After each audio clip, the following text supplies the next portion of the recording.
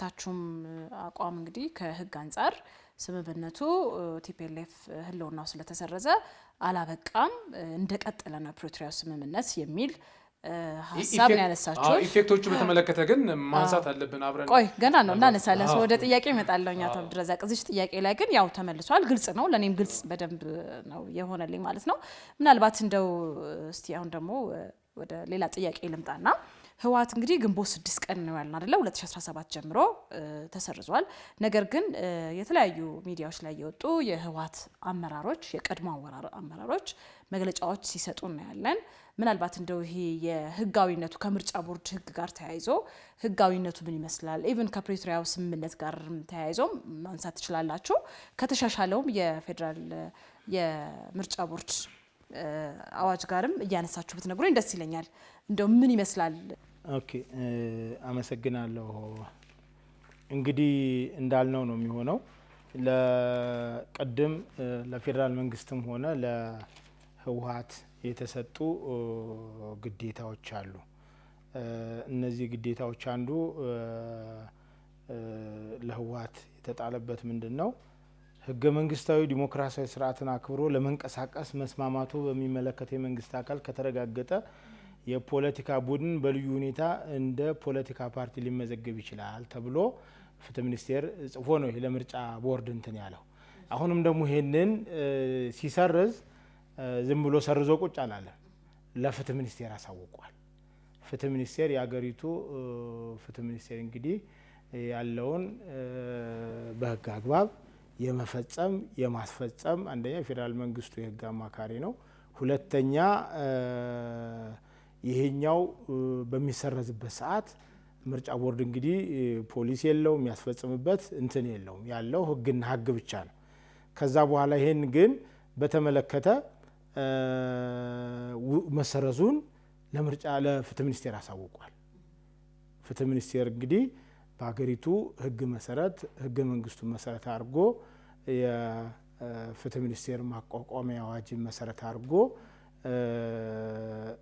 የሚሄድበት ይሆናል ማለት ነው። ምንድነው የሚሄድበት? እንግዲህ ፓርቲዎች ሲሰረዙ ምን ይደረጋል የሚለው ደግሞ እዛው ላይ አለ። አንቀጽ 99 አካባቢ የተደነገገ ድንጋጌ አለ። እዳ ካለ እዳው ይከፈላል ከፓርቲው እንትን ላይ መጨረሻ ላይ የተረፈ ካለ ደግሞ ለፓርቲ ለምርጫ ማስፈጸሚያና ለነዚህ ስራዎች የሚውል ነው የሚሆነው። ይሄን ማን እንትን ያደርጋል የሚለው ነገር እንግዲህ ቅድም በገለጽኩት አግባብ የፍትህ ሚኒስትሩ ወይም ደግሞ የፍትህ አካላት ብለን ብንወስደው ጥሩ ነው። የፍትህ አካላት አጠቃላይ የሀገሪቱን ህግና ህገ መንግስታዊ ስርዓት የማስከበር እዚሁ ህገ መንግስታችን ላይ ተደንግጎ ይገኛል። ማንኛውም የፌደራልም ሆነ የክልል መንግስታት ህገ መንግስቱን የማክበርና የማስከበር ግዴታ አለባቸው ይላል። ስለዚህ ለአንድ አካል በዋናነት ለሚኒስትሪ ኦፍ ጀስቲስ የሚመለከተው ቢሆንም ከሳሽ እሱ ስለሆነ ክስም ለሀገር ለብሔራዊ ጥቅም የሚሆን ከሆነ ክስም የሚያነሳ ፍትህ ሚኒስቴር ስለሆነ በዛ ደረጃ ስፔሲፊክ አድርጎ ምርጫ ቦርድ ጽፏል። ስለዚህ ነገር ግን የሀገሪቱን ህገ መንግስታዊ ፌዴራላዊ ስርዓት ለማክበርና ለማስከበር ሶስቱም የመንግስት አካላትና ያንን ተከትሎ የወጡ ተቋማት የሚመለከታቸው ይሆናል ማለት ነው። ስለዚህ መግለጫ ምናምን ከተሰረዘ በኋላ አይሆንም። ቅሬታ ካለ ወዴት ነው ሂድ የሚለው? ይሄው አዋጁ የሚለው ምንድነው? በፓርላማ የወጣ የኢትዮጵያ ህዝቦች ፓርላማ እንደራሴዎች ምክር ቤት ያወጣው ምንድነው? በ30 ቀን ቅድም ባልደረባዬ አብዲ እንዳለው በ30 ቀን ወደ ፌደራል ከፍተኛ ፍርድ ቤት ይህም ብቻ ሳይሆን ከምርጫ ጋር አጠቃላይ የተያዙ በአፒል ወደ ፌደራል ከፍተኛ ፍርድ ቤት ይሄዳሉ። ይሄ አልታየልኝም የሚባል ቅድም ፖዚቲቭ ኢንተርፕሪቴሽን የሚለውን መሰረት አድርጎ ይሁን ዋቴቨር ቅሬታ ካለ ወደ ውጪ ማማተር ሳይሆን የሀገርን ህገ መንግስታዊ ስርዓት አክብር ተብሎ በፕሪቶሪያው ስምምነት መሰረት በተባለው መሰረት ይግባይ ብሎ በሌሎች ፖለቲካዊና ህጋዊ ስርዓቱን ተከትሎ እንዲፈታ ከማድረግ ባለፈ ዝም ብሎ በተሰረዘና እንትን ባለ ፓርቲ ወጥቶ እኔ እንደዚህ ነኝ የሚባልበት አግባብ የለም። ምክንያቱም ተሰረዘ ማለት አንዳችን በዛ ስም ማንቀሳቀስ አይቻልም ማለት ነው። ላይሰንሱ ተሰርዟል። በቃ አንድ ሰው መኪና ይነዳ ነበር፣ መንጃ ፍቃድ ነበረ። መንጃ ፍቃዱ ከተሰረዘበት በቃ መኪና መንዳት አይችልም ማለት ነው በአጭር አገላለጽ። ስለዚህ ይህም እንደዚሁ በዚህ ደረጃ ነው የሚታየው። ህገ መንግስታዊ ፌዴራላዊ ስርዓቱን ማክበርና ማስከበር ለትግራይም ህዝብ ሆነ ለኢትዮጵያ ህዝብም ሆነ ለማናችንም የሚጠቅም ስለሆነ በዛ ደረጃ ነው። ህገ መንግስቱም እኮ አሻሽሉ ብሏል 104 ላይ ህገ መንግስት እስከ ማሻሻል ድረስ ይኬዳል። የአሜሪካ ህገ መንግስት እኮ 27 ጊዜ ተሻሽሏል እኮ። ስለዚህ የኛም ደግሞ አልሻሻልም አላለም። ህጋዊ ስርዓቱን ተከትላችሁ አሻሽሉ። ዝም ብሎ በዘፈቀደ እንደ መመሪያና እንደ ደንብ ሳይሆን ህዝቦች መክረውበት ተወያይተውበት በዚህ ብሎ በህገ መንግስታችን አንቀጽ ህገ መንግስት ኮንስቲቱሽናል አሜንድመንት በዛ ደረጃ ተሻሽሎ እንትን የሚለ። ስለዚህ ይሄ ተወሰነ፣ ምርጫ ቦርድ ወሰነ፣ በይሄን አሟላ ይሄን ዝም ብሎ ከኪሱ አውጥቶ አይደለም። ምርጫ ቦርድም ይሄን አዋጅ መሰረት አድርጎ ነው በ6 ወር ጉባኤ አድርጎ ማምጣት አለበት። አስፈላጊውን ቅድመ ሁኔታዎች የተቀመጡ እዚህ አዋጅ ላይ የተሻሻለችው ይሄ እንግዲህ ህወሓትን ወደ ህጋዊ ስርዓት ለመመለስ እና ሌሎችንም ለህወሓት ብለን ባንደመድመውም ግን እንደ መነሻ እንደ እርሾ ይሆናል ይሄ ማለት ነው። ይሄ አዋጅ 1332 2016 የወጣው አዋጅ። ስለዚህ በተሰረዘ ነገር ላይ ህገወጥ ነገር ማድረግ አሁንም የሀገሪቱን ህገ መንግስታዊ ስርዓትና የሀገሪቱን ህጎች መጣስ ነው። ዋናው ለህወሓት ደግሞ የተጣለበት የፌዴራል ስርዓቱን ማክበር፣ ህገ መንግስታዊ ስርዓቱን ማክበር ነው። ይሄን አክብሮ መሄዱ የትግራይ ህዝብ ካሁን በኋላ ጦርነት አይፈልግም፣ ሰላም ነው የሚፈልገው፣ ልማት ነው። ፎይ ብሏል። አሁን ልጆቹን ገብሯል፣ ንብረቱን አጥቷል። በዛ በተደረገ ነገር ከኢትዮጵያ ህዝብ ባልተገባ መልኩ በራሱ በሰራው ሜስ ብዙ ችግሮች ተፈጥሯል። ስለዚህ የትግራይ ህዝብም ሊጠቀም የሚችለው ህወሓትም ሊጠቀም የሚችለው ህግና ስርዓትን አክብረን ስንንቀሳቀስ እኔ ያልኩት ብቻ የሚባል ነገር የለም። ምርጫ አታካሄድ ይሄ አለ። የኢትዮጵያ ህዝብ መክሮ የኢትዮጵያ ስኮላርስ ዓለም አቀፍ ምሁራኖች ተወያይተው ምርጫ እሺ ብሎ የመንግስት እኮ አንዳንዴ ሆደ ሰፊ እኮ ነው እንደው መቼም እንትና አይሆንብኝና ማለት ነው። እና በዛ ደረጃ ሄዶ እሺ በቃ ምርጫውን አረጋችሁ እሺ ቁጭ በሉ አርፋችሁ በቃ በጀት አልተቋረጠ ምን አላል። ግን መጨረሻ ላይ የሄደበት ነገር የፌዴራል ስርዓቱን ለማለት ወደዛ ሲኬድ ነው። ስለዚህ ህወሓትም ደግሞ በስተመጨረሻ ላይ ለመወያየት በውይይት ችግሮቹን ፈቶ የትግራይም ህዝብ የኢትዮጵያ ህዝብ የዓለም አቀፍ የቀጠናውም ህዝብ ሰላም እንዲያገኝ የተሄደበት ነገር እጅግ የሚያስመሰግን ነው። አሁንም ቢሆን በዛ ደረጃ ሄደው ህግን አክብረው ወደ ፍርድ ቤት ሄደው ወደ ሀገሪቱ የፍትህ ስርዓት አቅርበው የሚታይበት እስከ ወንድሜ እንዳለ እስከ ፌዴራል ጠቅላይ እስከ ፌዴሬሽን ምክር ቤት ህገ መንግስታዊ ነው ይሄ ሊሰረዝ እስከ ፌዴሬሽን ምክር ቤት ድረስ ሄዶ እንዲታይለት በፖለቲካዊ ደግሞ በመንግስት ፌዴራል መንግስት አሁን ማየት ያለበት ካለ እሱም ታይቶ የሚስተካከልበት። ከዛ ውጭ ግን የሚካሄደው ነገር ህግና ስርዓትን ለማስከበር ሲባል መጥፎ ነገር ነው የሚሆነው ማለት ነውና በዚህ ነው አመሰግናለሁ። አቶ ዮናስ ጥሩ አድርገው ገልጸውልናል። ምናልባት ተመሳሳይ ጥያቄ ነው አቶ አብዱረዛቅም እንዲሁ በተሰረዘ ፓርቲ ላይ መግለጫ ሲሰጡ አመራሮቹ ፓርቲያቸውን በመወከል የወጡ መግለጫዎች ሲሰጡ እናያለንና እስቲ እዚህ ላይ እርሶም ፕሪቶሪያ ስምምነት በፊት ምንድነው ልክ ይራዘም ተብሎ ሲወሰን አንዱ ስናነሳ የነበረው ያንን ቻሌንጅ ማድረግ ነው የነበረው። አይ መራዘም አልነበረበትም፣ መራዘሙ በብዙ መልኩ ህገ መንግስቱን መጣስ ነው ብሎ አፕሊኬሽን ማስገባት። ያኔ በምርጫ ወቅት አንዱ ስናነሳ የነበረው በአጋጣሚ በዚህ ጉዳይ ላይ ፕሮግራም ሰርተን ነበርና ልክ እንደሚታወቀው እንግዲህ ብዙ የህግ ባለሙያዎች ውይይት ተደርጎ ምናምን ነው የተደረገው። ግን በሌላ በኩል ስታስቢው አይ ይሄ ምርጫ መራዘም ህገ መንግስቱን ይጥሳል ተብሎ ለምን ፔቲሽን አልገባም? አይተሽዋል ማለት ለምሳሌ በግል ሄዶ የምርጫ ቦርድ ከማቋቋምና የምርጫ አዋጅ ምክንያቱም በህገ መንግስታችን በግልጽ ያለው አንድ የምርጫ ቦርድ ነው ሊኖር የሚችለው፣ አንድ ደግሞ የምርጫ ህግ ነው። የምርጫ ህግ በእኛ ሀገር ለምሳሌ በአሜሪካ ስርዓት እያንዳንዱ ሴቶች ሊያወጡ ይችላሉ። በእኛ ሀገር ግን ህገ መንግስቱ ሚኒቱን ማየት ይቻላል።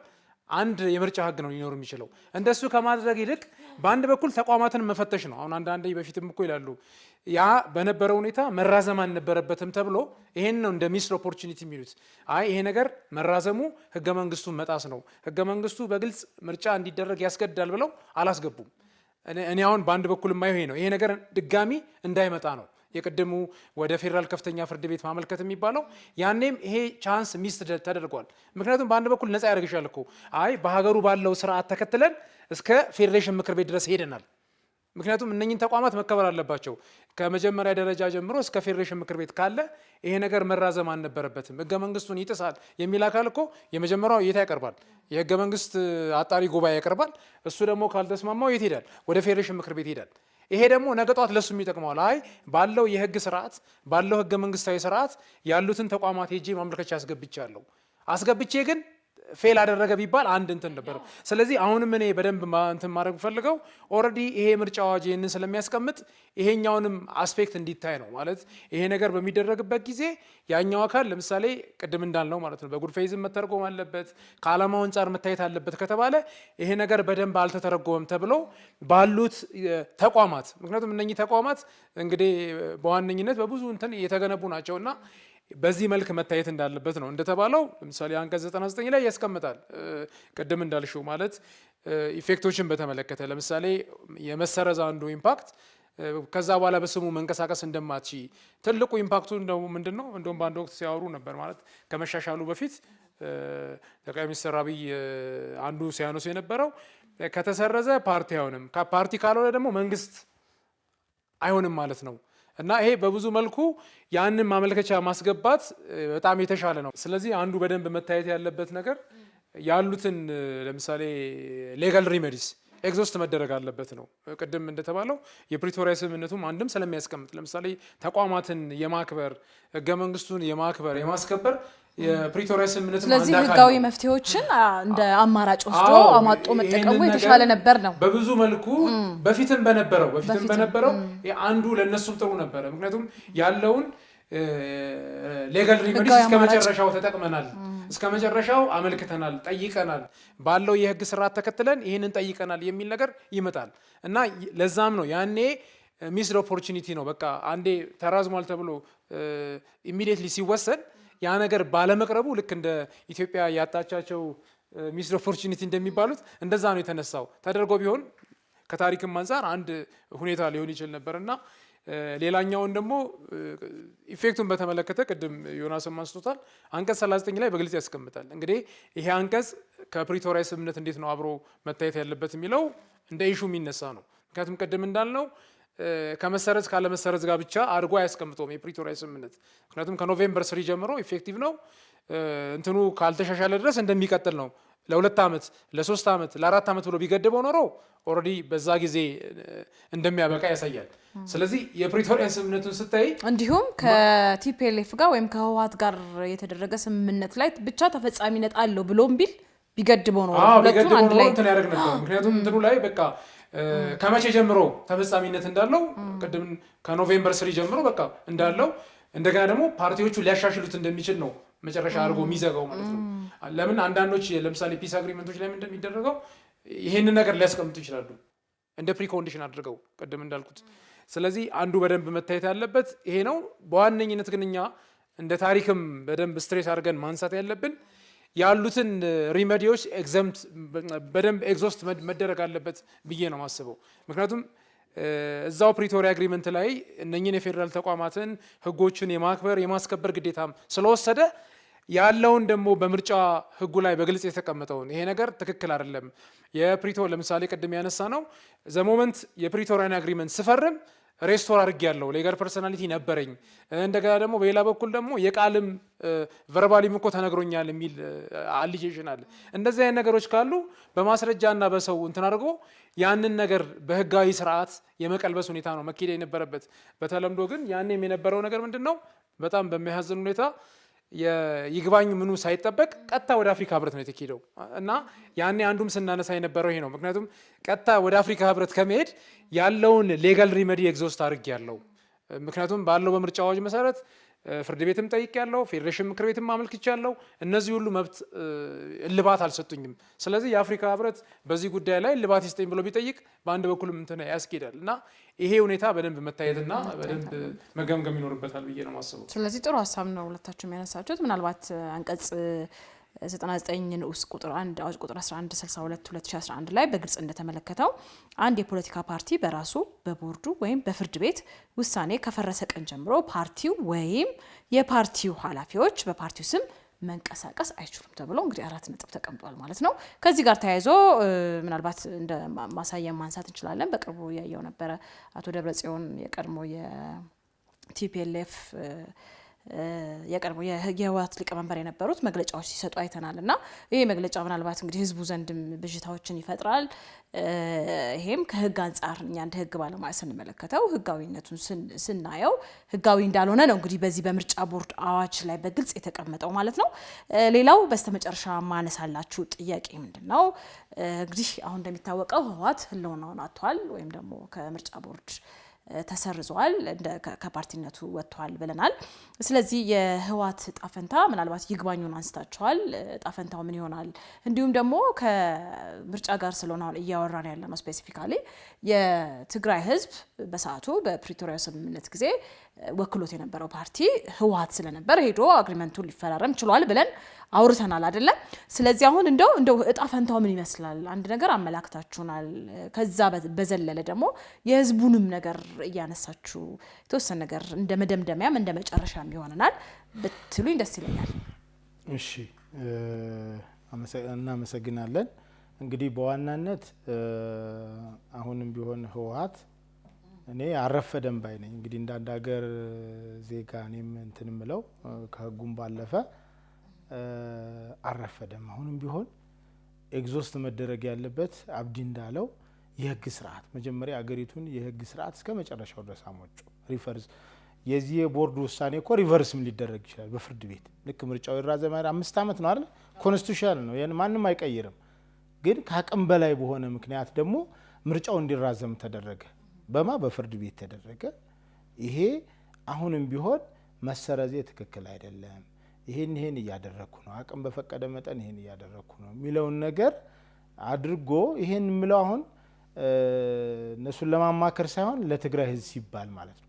የትግራይ ህዝብ በቃ እድሜ ልኩን እንግዲህ በእኛ እድሜ እንኳን ስናቀው ከ60 ምናምን ጀምሮ ከደርግ ጋር ከዛ በኋላ ደግሞ እንደገና ከዛ በኋላ ፎይ ብሎ አሁን ሰላም አገኘው ሲል ደግሞ እንደገና አሁንም ከፌደራል መንግስት ጋር በቃ ፌደራል መንግስት አሁን ኢትዮጵያ ውስጥ በጦርነት ማሸነፍ እኔ የግል አቋሜ ነው፣ ማሸነፍ አይቻልም። በቃ በጦርነት የኢትዮጵያ ህዝቦች አሁን በቃ የሚፈልጉት ራሳቸውን በራሳቸው ማስተዳደር ነው። እሱን አግኝተዋል። በቋንቋቸው እንጆይ እያደረጉ ነው፣ ማንነታቸውን እያሳደጉ ነው። ስለዚህ ማንም በማንም ላይ መጫን አይቻልም። ድሮ ህወሓት አርጎ ሊሆን ይችላል። ድሮ ሌሎቹን እንትን አርጎ ደርግ ጨቁኖ ስለነበረ ደርግን ይጠላ ስለነበረ የኢትዮጵያ ህዝብ አብዛኛው ባንድም በሌላ መልኩ ፊውዳል የሚባለው መሬቱ በመወሰዱ ሌላውም ደግሞ ጦርነቱ በመግባቱ በተለያየ ምክንያት ኮዝ ነበረው ብቻ ደርግን ለመጣል። አሁን ግን ለመጣልም ብቻ ሳይሆን የፌደራል ስርዓቱ እንዲጠናከር ይፈልጋሉ። እንዳልኩት ቋንቋቸው፣ ማንነታቸው፣ ሃይማኖታቸው በቃ ፒላርስ የሚባሉ መብቶቻቸው ተከብረውላቸዋል። ስለዚህ እንደ በፊቱ ሞቢላይዝ አድርጎ ሌላውን ብሔረሰብ ምናምን 104 ኪሎ የሚገባበት አይደለም። የሚገባበት ኦንሊ ቲንክ የተሻለ ፖሊሲ፣ የተሻለ ማንፌስቶ፣ የተሻለ አማራጭ አምጥቶ እንደ ዜጋ ነው የምናወራው፣ እንደ ህግም ብቻ ሳይሆን ማለት ነው። አምጥቶ ህዝብን አሳምኖ ከጫፍ ጫፍ አንድ አካባቢ ብቻ አይደለም ከጫፍ ጫፍ አሳምኖ በአራቱም አቅጣጫ ያሉትን ኢትዮጵያኖች አሳምኖ ባይቻል ቢያንስ አካባቢውን አሳምኖ በተወካይነት መምጣት የሚቻልበት ካልሆነ በስተቀር እንዳይን ብሌናቸው የሚጠብቁ አሉ። አሁን ፌደራል ስርዓት ራሳቸውን በራሳቸው ያለሙ ያደጉ የበለጸጉ ያላዩ ብዙ ነገር ዩኒቨርሲቲ እየተከሰተ ነገር እየተሰራ ተስፋ እየመጣ ህዳሴ ያለቀ እየተባለ ብዙ ነገር ተስፋ እየመጣ እኛን እኮ ወደ ኋላ ያስቀረን እኮ ጦርነት እኮ ጦርነት ኢኮኖሚውን አሁን በዚህ አመት 2 አመት እንኳን አብዲ እንዳለው ሚኒስትሩ ፋይናንስ ሚኒስትሩ 1 ምናምን ቢሊየን ማለት እኮ የአመት በጀታችን እንኳን 1 ቢሊየን ማን ነው ትሪሊየን አልደረሰም። ገና እኮ ነው 700 ምናምን አይደል አብዲ ባሁን የጸደቀው። ስለዚህ የአመት በጀታችን በጦርነት ከዛ በመቶ ሺዎች ሰዎች አለቁ። አሁንም ቢሆን በዛ በጉልበት በመናም ምርጫ ቦርድን ባለማክበር ምርጫ ቦርድን በመጻረር ምርጫ ቦርድ ከየትም አላመጣው። ይሄው እዚህ ጋር ይሄን ፈርሞ ወስዷል። ኮንቲኑ የተሰጣቸውን በዚህ አዋጅ መሰረት ተደርጎ የተሰጠውን ተመልሶ መጀመሪያማ አልሰጥም ብሎ ነበር እኮ ምርጫ ቦርድ ራሱ ማለት ነው። ከዛ በኋላ አዋጅ ተሻሻለ፣ ፋሲሊቴት አድርግ ይላል ስምምነቱ። በዛ መሰረት ፌደራል መንግስት ይሄን አዋጅ እስከ ማሻሻል ድረስ ፓርላማ ደርሶ ለሱ ተብሎ ለሌሎቹም እንዲጠቅም ተደረገ። ስለዚህ ይሄ ካሁን በኋላ በጦርነት ሀገር ማድቀቅ ህዝብን የራስን መጉዳት ካልሆነ በስተቀር 4 ኪሎ አይደለም አካባቢንም ማስተዳደር አይቻልም። ህዝቡ ሰላም ይፈልጋል፣ ሰልችቶታል። አሁን በዚህ በሰለጠነ ዘመን እርስ በርስ በመዋጋት የሚሆን ነገር የለም። ምክንያቱም መንግስትም ራሱን ለመከላከል ሲል እርምጃ ይወስዳል። ሉዓላዊ በህዝብ የተመረጠ መንግስት እስከሆነ ድረስ የሀገሪቱን ህግና ስርዓት ማክበርና ማስከበር ግዴታው ህገ መንግስታዊ ግዴታ ተጥሎበታል።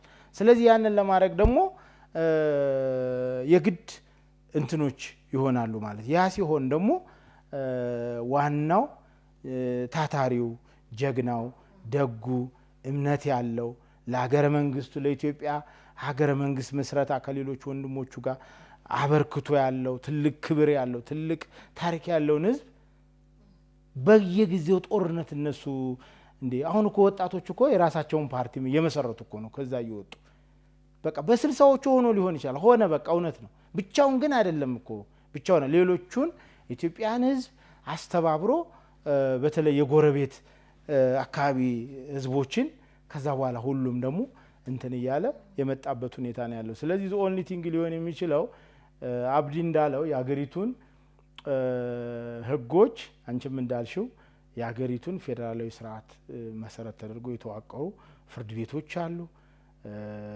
የፍትህ ተቋማት ለመንግስትም እኮ ከዚህ በላይ ምን ያርጉ አዋጅ አሻሽሎ የተሰረዘ በቃ አልመዘግብህም የተባለውን እኮ አሻሽሎ ፖለቲካዊና ይህን ማመቻቸት የፕሪቶሪያውን ስምምነት ውጤታማ ለማድረግ ተብሎ ነው። ስለዚህ አሁንም ቢሆን ወጣቱ በቃ ጦርነት አይፈልግም። ከማን ነው ተዋግቶ ማን ሁሉም እኮ አበሻ ሁሉም ኢትዮጵያዊ ነው። ማን ያሸንፋል? በፍቅር ነው። በፍቅር የተሻለ ሀሳብ በማምጣት አብረን እንኑር፣ አብረን የጋር የዳበረ ኢኮኖሚ ለማምጣት አንዱ ክልል የሌለ እኮ አንዱ ጋር አለ። አንዱ ክልል 40-50% የሆነ አስተዋጽኦ ያደርጋል። አንዱ የራሱን አስተዋጽኦ ያ ድምር ውጤት ነው አገር እንትን የሚያደርገው። ስለዚህ አሁን ይሄ በመፈጠሩ ግብር እንዳይከፈል፣ ሰራተኛው በአግባቡ እንዳይሰራ፣ ተማሪው እንዳይማር ከዛም አልፎ ደግሞ በመቶ ሺዎች በዚህ አመት 2 አመት የተፈጠረውን ህዝብ ይሄ 60 ሺህ በደርግ ጊዜ እንደዚህ ሆነብን የተባለውን አሁን ደግሞ በመቶ ሺዎች አሁን ደግሞ ለስንተኛ ጊዜ ነው? ኢትዮጵያ ህዝብም ሰለቸው እኮ አሁን እኮ ኢትዮጵያ ህዝብ እኮ የሚፈልገው ቅድም እንደገለጽኩት ቋንቋውን ማዳበር፣ አካባቢውን ማበልጸግ፣ ራሱን በራሱ ማሳደግ፣ ፌዴራል ስርዓቱን ስቲክ አድርጎ ውክልናውን ተገቢውን ጥያቄ የልማት ጥያቄ የውክልና ጥያቄ እኔ እዚህ አልተወከልኩም የሚል አብሬ እኔም ልደግ የጋራ ፖለቲካዊ ኢኮኖሚያዊ የጋራ ኢኮኖሚ ለመመስረት የሚያደርጉበት ሁኔታ ነው ያለው። ስለዚህ ሰልችቶታል እኮ ሌላውም ህዝብ እዛ አካባቢ ያለው ማህበረሰብ ብቻ ሳይሆን ሌላውም ከዛ የሚመጣ ጦስ ሁልጊዜ ሀገሪቱን ችግር ውስጥ የሚከት ነው። ስለዚህ ወደ ልቦናቸው እድሜም 60 ምናምን አመት ውስጥ የነበረ እንትን አሁንም ደግሞ ይሄን ወጣት እመራለሁ ብሎ ማለቱ ተገቢነት ስለሌለው ምርጫውንና የምርጫ ህጉንና ሌሎችን የሀገሪቱን ህግ በፕሪቶሪያው ስምምነት በፈረሙት መሰረት ፈርሞ በዚህ 1332 አዋጅ ቁጥር 2016 በወጣው መሰረት ያን አክብሮ መንቀሳቀሱ ለሀገሪቱም ለህዝባችንም ለሁሉም ለቀጠናውም ሰላም ስለሚሆን በዛ ደረጃ መንቀሳቀሱ የተሻለ ነው የሚሆነው። ለድጋሚ ቀውስ ለድጋሚ ችግር ውስጥ አገሪቱንም ዜጎችንም እንዳይከት ጥንቃቄ መደረግ አለበት። የፌዴራል መንግስት ማየት ያለበት ካለ አይቶ አሁንም በወንድማማችነት በመጠቃቃት በመተማመን በእውነተኛ ወንድማማችነት ችግሮችን ፈቶ በጋራ የሚኖርበት ሁኔታ ቢያደርግ ነው እኔ መመክረው ማለት ነው። በጣም አመሰግናለሁ አቶ ዮናስ። ምናልባት አቶ አብዱረዛቅ እዚህ ላይ ያው የመጨረሻ ሀሳቦትን እንዲያነሱ ነው። እኔም ማንሳት ፈልገው ይሄን ነው። ምናልባት ቅድም እንዳልኩት እንግዲህ እንዳጠቃላይ እንደውም እኔ አሁን ጦርነት ሳስብ አስታውሳለሁ የኢትዮጵያን ሂስትሪ ስንማር አንዱ የነበረው ኦልሞስት ደብተር የሞላ ማለት በወቅቱ ስናጠና ምን ነበር የምናደርገው? የኢትዮጵያን ጦርነት መመዝገብ። እንግዲህ ታሪክ ስትማሪ ታስታውሻለሽ። በእንደዚህ ቀን በእንደዚህ ይሄ ሀገር እንዴት እንደ ሀገር ቀጠለ ብለን ነው ማለት እኔ አሁን ዝም ብዬ ይሄ ሁሉ ጦርነት ያደረገ ሀገር ራሱ እንዴት እንደ ሀገር ቀጠለ? ምክንያቱም ደብተራችን ሞላ እኮ በእንደዚህ ቀን። ምክንያቱም ብዙ ጊዜ ታሪክ ግን ችግሩ ምንድነው? ከዚህ ጦርነት ምንድነው የምንማረው? ትልቁ ባይዘው ታሪክም አንዱ ትምህርት የሚተቸው ነው። ብዙ ጊዜ ትምህርት ሲሰጥ እንትና በእንደዚህ ቀን ተጣሉ፣ በእንደዚህ ቦታ እሺ ተጣሉ። ግን በጣም መሰረታዊ ነጥብ መታየት ያለበት ከዚህ ጦርነት ምንድነው የምንማረው? ለምሳሌ ባለፈው ጦርነት ውስጥ ነበር ልክ ካርል ማርክስ ሁሉ የሚታወቀው ንግግር አለ። ታሪክ ሰዎች ከዛ ካልተማሩ ያንን በጣም በሚያስቅ ሁኔታ በጣም አብሰርድ በሚባል ሁኔታ ያንን ይደግማሉ፣ ከታሪክ ለመማር የማይፈልጉ። ስለዚህ ያ ነገር በጣም ነው ማለት ዝም ብለሽ ስታስቢው ከባለፈው ጦርነት ውስጥ ወጥተን አሁንም በተለያየ መልኩ የጦርነት ወሬ የጦርነት ልክ ሁሌ የሚባለው ሲቀለድም ጥራይን ዱሩ ጥራይን ጫካው እንደዚህ የተባለ የፉከራው ምናምኑ ሲደረግ ይሄ ሁሉ ነገር ህዝብ ሞቶ ይሄ ሁሉ ኢኮኖሚ አልቆ በብዙ መልኩ ስማችን እንዳጠቃላይ ኮስቶስቹ እኔ እንደውም ሰሞኑን የአፍሪካ ቀን ነበርና የፕሮፌሰር መስፍንን እንትን ሳይ ነበረ 55ቱንም ያኔ በወቅቱ የነበሩትን ሀገሮች እንግዲህ 30 ምናምን ናቸው መስራቾቹ። ይሄ ነገር ካልተፈረመ ከዚህ ቤት አንወጣም ብለው ከ9 ሰዓት ተኩል ነው የተፈረመው። እንግዲህ ኢትዮጵያ ማለት እንኳን አይደለም ለራሷ የአፍሪካ ህብረት ሲመሰረት አንዳንዴ እኮ ስታየው በቃ የኛ ደረጃ እኮ ያ ነው። 30 የነበሩትን ሀገሮች እሳቸው እንግዲህ በወቅቱ ስለነበሩ ነው ታሪካዊ ምስክር የሚሆኑት። አዲስ አበባ ዩኒቨርሲቲን ወክለው እዛ ጋር ነበሩና ከሌሊቱ 9 ሰዓት ተኩል ነው የወጣ ነው። በወቅቱ የነበሩት እሳቸው ይሄንን ስምምነት ሳንፈርም ከዚህ ቤት አንወጣም፣ ሁላችንም መፈረም አለብን ብለው ተፈርሞ ወጣን አሉ። ያን ቀን በኢትዮጵያዊነቴ ኮራው ነው ያሉት። የኢትዮጵያ ሚና እንደዛ ነው ማለት ትናንትና በሰላም ማስከበር ስንት ሀገር የነበረ የአፍሪካ ሀገር የመራ። ስለዚህ ትልቁን ስዕል ነው ማየት ያለብን። በሌላ በኩል ደግሞ በዋነኝነት በደንብ መታወቅ ያለበት አሁንም እንደ ሀገር እየጎዳን ያለው ይሄ የዜሮ ድምር ፖለቲካ የሚባለው ነው። እኔ ላሸንፍ አንተ ተሸነፍ።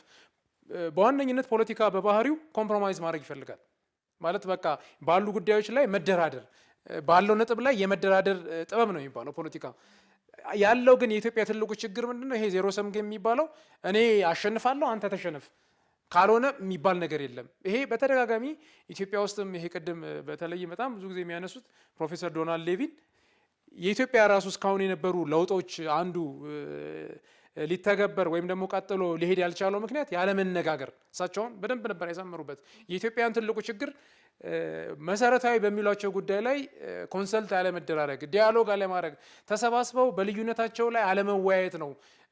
ከአሁን በፊት የነበሩ ለውጦች ራሱ እንዲመክኑ የተደረጉ የሪፎርም ኢፌክቶች በተለያየ መልኩ እንዳይተገበረ የሆነ የመነጋገር ባህል የለም። ስለዚህ አሁንም ባለው ሁኔታ የመነጋገር የመደራደር አብሮ የማውራት መሆን ሲቀድምበት አሁንም ወደ መሳሪያ ወደ መወልወል ወደ ጦርነት እንደ ህዝብ እኮ እስከ መቼ ነው እንትን የሚያደርገው? ቅድም አንስቼዋለሁ ማለት በዲሞክራሲያዊ ስርዓት ስልጣን የህዝብ ነው ከተባለ ህዝብ እኮ ማንም ህዝብ ጦርነት አይፈልግም። ህዝብ የሚፈልገው ልማት ነው። በብዙ መልኩ ህዝቡ እረፍት ይፈልጋል። ጦርነት በምንም መንገድ ለማንም ሀገር ሊበጅ አይችልም።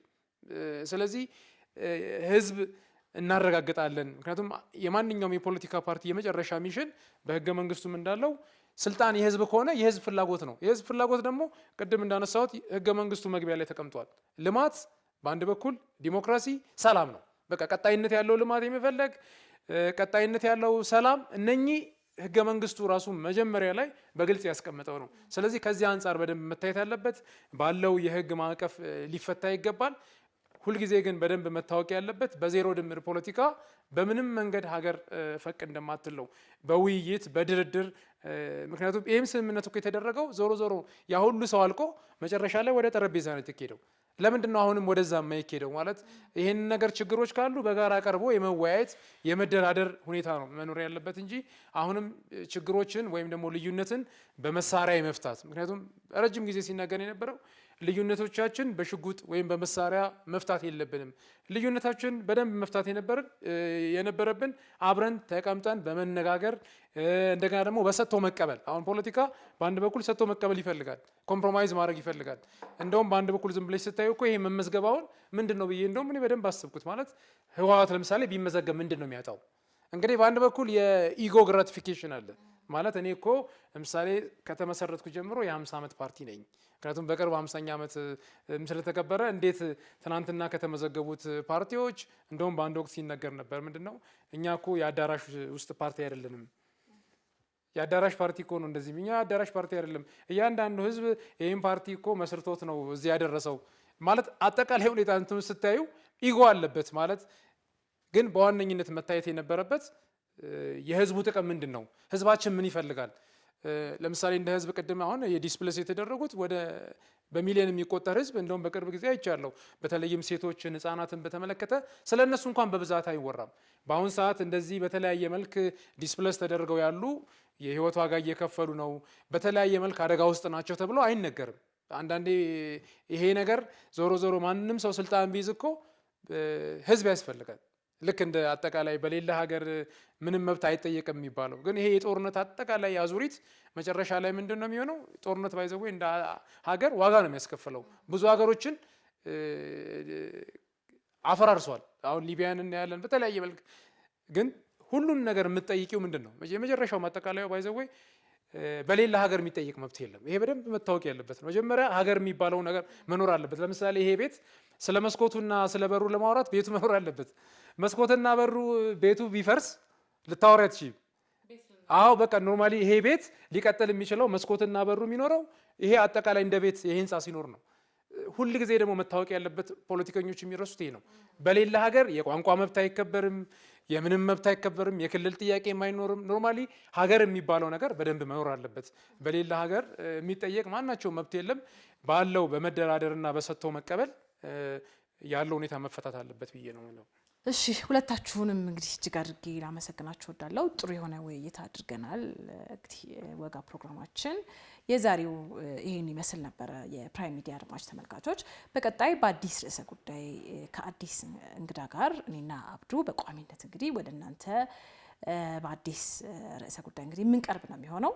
ስለተከታተላችሁን እጅግ አድርገን እናመሰግናለን። ከቀሪ ከፕራይም ሚዲያ ፕሮግራሞች ጋር አብራችሁ እንድትቀጥሉ አብራችሁ እንድትቆዩ ግብዣችን ነው። ጤና ይስጥልን።